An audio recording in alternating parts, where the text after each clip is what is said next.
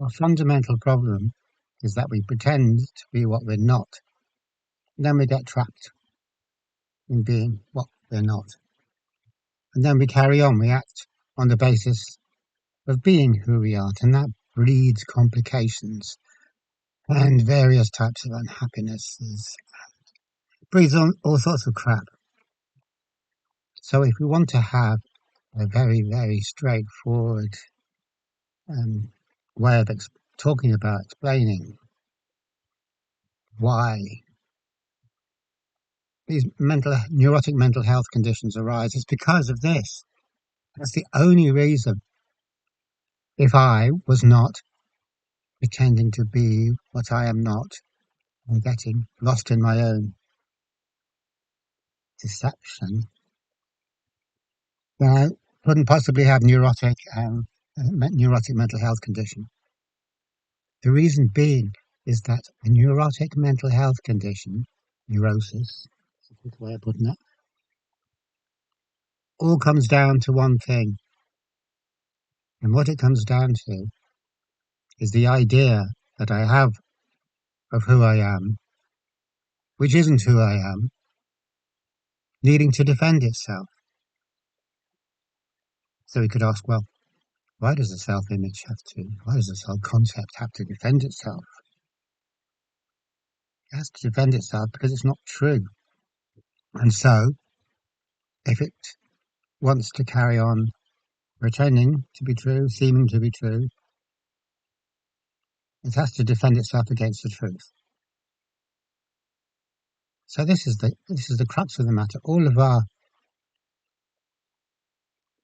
neurotic symptoms are due to us trying to protect ourselves against the truth, against which we fight tooth and nail, and we can recruit others to help us in the fight.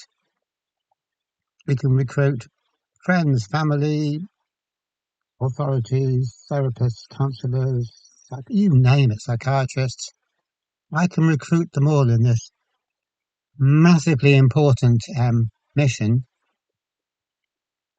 which is me defending myself against the possibility of me seeing that I am not who I routinely pretend to be.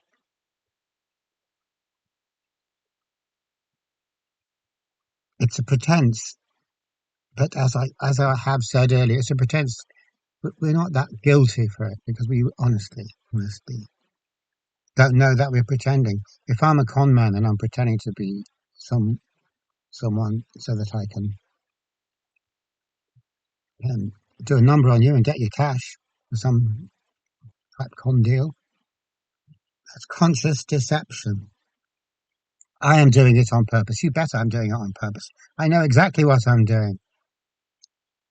But when we're not operating in the field of trying to con someone, then we would think, yeah, I'm above board, I'm honest, I'm straightforward, I'm not pretending anything. So that's the level of pretending that gets called normal because we don't know. But it is pretending. Who we originally who we originally are, our core true nature that hasn't been modified, that hasn't been turned into something, made to be something, doesn't need therapy. Who we really are doesn't need therapy. Who we aren't, but think we are, quite possibly might need therapy. Therapy might have to be called in that case. And the therapy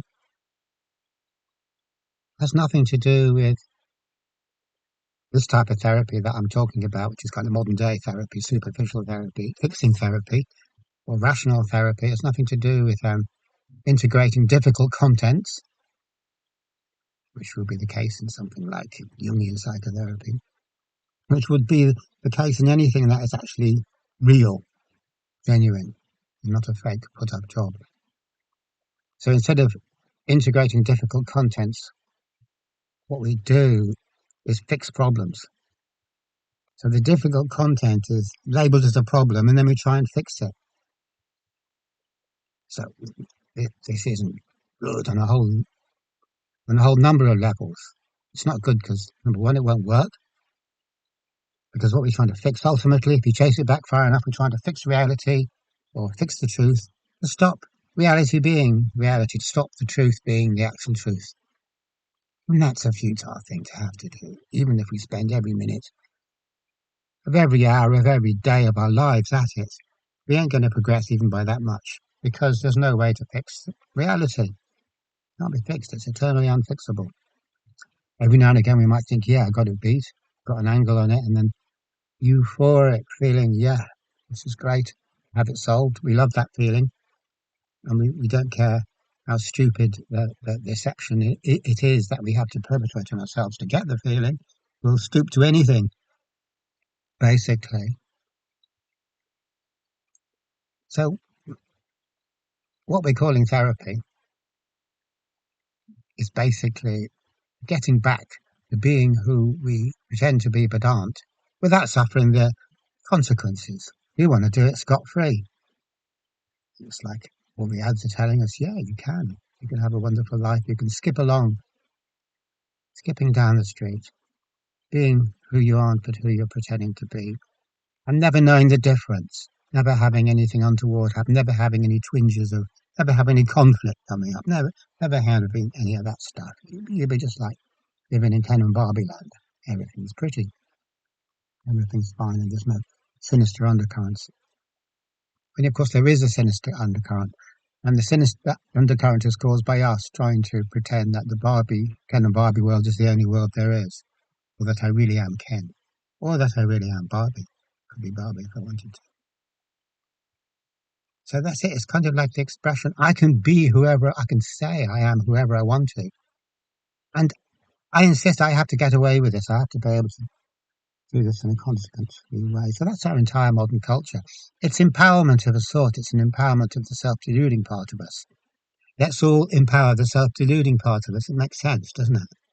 Give it as much power as it needs. And that is exactly what modern technology, modern pharmaceuticals, modern computer science is doing for us.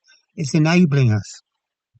A whole big thing, which is kind of what we're at, super amazing technology to make things happen what we want to happen and make things not happen if we don't want them to, and to get us to be quicker in the place that we want to be really, really fast.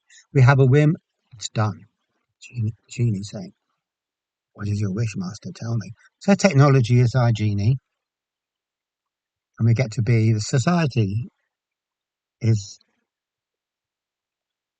a situation where on one level we're empowered, therefore we can all be who we want to be or what we think we are, and then that has to be validated by everyone.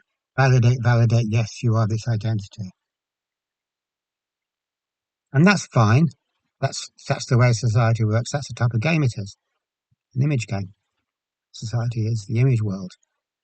You only come if you've got an image. You bring your image of yourself. If you don't bring your image of yourself, how's anyone, relate to you or know you or acknowledge you? You think you're some kind of freak. Some kind of goddamn weirdo, but never mind. The thing is, because it's impossible to fix reality or make a lie be true by polishing it enough. We could all like to do that. It's kind of like a dream. How can we get the lies to become true if we keep on repeating it enough, believing it enough? Please be true. So we're all that the whole time, and so it's it also it permeates everything we do. It permeates therapy. So therapy becomes this thing of somehow trying to fix reality, even though we won't actually say it like that. But because we can't fix reality, we're constantly building our hopes up and then crushing them. So really, this is a torture. It's really a torment. Yes, it's worked. Oh no, it hasn't. Yes, it's worked. Oh no, it hasn't. Because it never will work. But we keep on fooling ourselves forever. And we have the capacity to do so and motivation to do so. We'll keep on trying forever, but it'll rebound on us every time and cause us to feel bad. So what is ostensibly called therapy or would be called therapy. It's actually a form of increasing our suffering. It's a way of manufacturing suffering.